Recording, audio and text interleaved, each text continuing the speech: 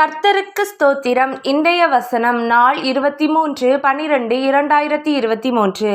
மரியாளோ அந்த சங்கதிகளை எல்லாம் தன் இருதயத்திலே வைத்து சிந்தனை பண்ணினாள். லூக்கா 2:19. கர்த்தர் மனிதனுக்கு மட்டும்தான் சிந்தனை செய்யக்கூடிய ஆற்றலை கொடுத்திருக்கிறார்.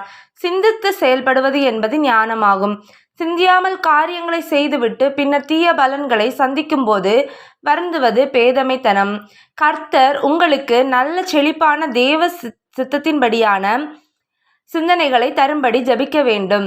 ஏனெனில் தேவனே தம்முடைய தயவுள்ள சித்தத்தின்படி விருப்பத்தையும் செய்கையையும் உங்களில் உண்டாக்குகிறவராயிருக்கிறார் என்று வேதம் சொல்லுகிறது.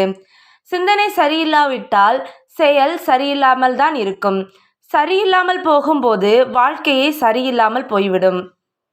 ஆகவே நீங்கள் வீணான சிந்தனைகளையும் பொல்லாத சிந்தனைகளையும் அகற்ற வேண்டியது அவசியம்.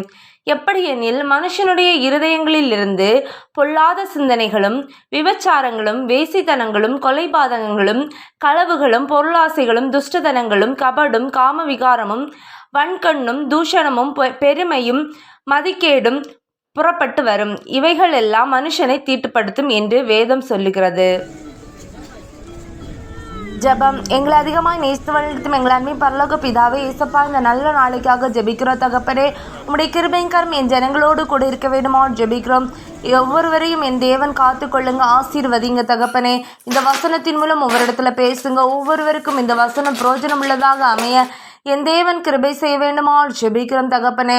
நீரே காத்து கொள்ளுங்க. யாரெல்லாம் இசப்பா தவறான செயல்களில் வழிகளில் நடந்து கொண்டிருக்காங்களோ ஒவ்வொருவரையும் என் தேவன் காத்து உம்முடைய பாதையிலே வழிநடக்க கிருபை செய்ய வேண்டுமா ஜெபிக்கிறோம் தகப்பனே.